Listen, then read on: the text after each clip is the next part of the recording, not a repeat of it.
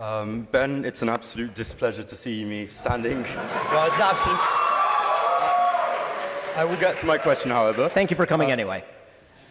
My displeasure. Now, I'll repeat the question that I sought to ask you.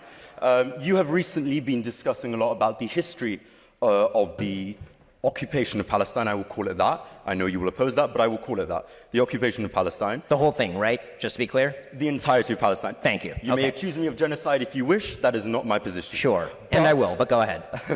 Anyway, so the point about the occupation of Palestine, you have released multiple videos. You have essentially made yourself the cheerleader of Israel in a lot of sort of Western media spaces. So I watched some of your videos about the conflict, and I found a number of inaccuracies. First of all, you describe in 1920, you refer to Jordan as part of Palestine historically. That has never been the case. There has never been a state of Jordan. British Mandate Palestine, yes.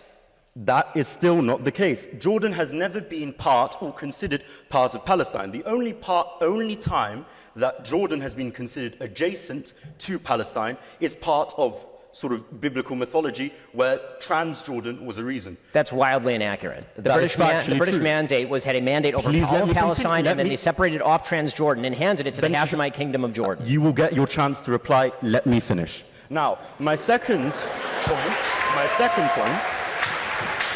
point that you have phrased constantly and consistently, and it's quite a popular Zionist talking point, is the fact that the Arabs have rejected peace every time it was offered to them. Now, I would like, of course, there's been multiple times where peace has been offered, so let's discuss some of them. The Peel Commission. The Peel Commission entailed expelling multiple Arab families and multiple Arab communities, largely agrarian, from the land in order to create a Jewish state under a colonial authority. Now, I understand, of course, you are a Zionist, so you believe that's desirable. But for the Palestinian farmers, I can imagine they would not have enjoyed that. Number two, you mentioned that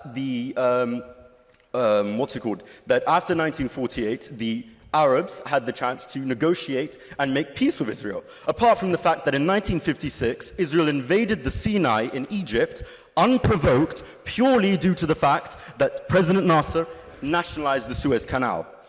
Then you claim that the 1967 war was a war of extermination. But if you will read any trusted and respected historian over the 1967 war, and perhaps you may even decide to read some of the books of Moshe Dayan about the actual conflict, where he describes that Israel actually provoked the conflict and there was no chance of the extermination of Israel. Then you claim that the 1973 war was a war of the destruction of Israel once again, which it was not. It was actually the reclaiming of the Sinai and the Golan Heights, which Israel has illegally occupied. So, you have lied multiple times. I can continue if you would wish, but I would like to ask you the question. When you lie, do you feel shame?